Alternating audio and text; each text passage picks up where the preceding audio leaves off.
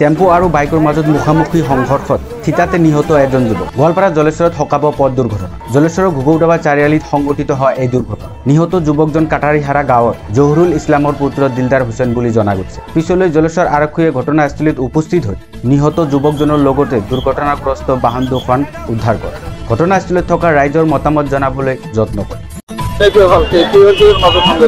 এক্সিডেন্টটো মানে বাইকটো মানে জলেশ্বৰ ফালৰ পৰা যাই আছে আৰ টেম্পুখন লক্ষীপুৰৰ ফালৰ পৰা আহি আছে। একদম মুখামুখি মানে সংঘৰ্ষ হৈছে। বাইক এলাৰ কৰি লগে লগে মানে ডেট আমি পানী টানি বহুত দিলোঁ, দিয়াৰ পিছতে নাই মানে মৰিলে ডুবি গ'লে। পৰিচয় ওলাইছে নেকি? পৰিচয় এতিয়া শুনা পালোঁ, আগতে পৰিচয় নাপাইছিলোঁ, এতিয়া শুনা পালোঁ বাছ মৰাৰ বোলে বাবাৰ নাম জাহিৰুল শুনা পালোঁ। আপোনাৰ বাইকত অকলে আছিল? বাইকত অকলে আছিল। আৰু টেম্পুতে এজনী বড়জাতি পুখুৰীপাৰাৰ মানে মাইকী মানুহ এজন আছিল।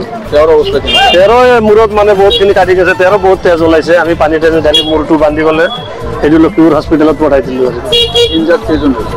ইনজাৰ্ড দুইজন, এজনতো মৰি গ'ল আৰু এজন মানে চালকজনটো নাই, পলাইছে। আমি দৌৰি আহোঁতে আহোঁতে আমি চাৰ দোকানত বহি আছিল, দেখা পালোঁ মানে যেতিয়া লাগি গ'ল আহোঁতে সি পলাইছে। বহুত মানুহ জমা হৈ গ'ল।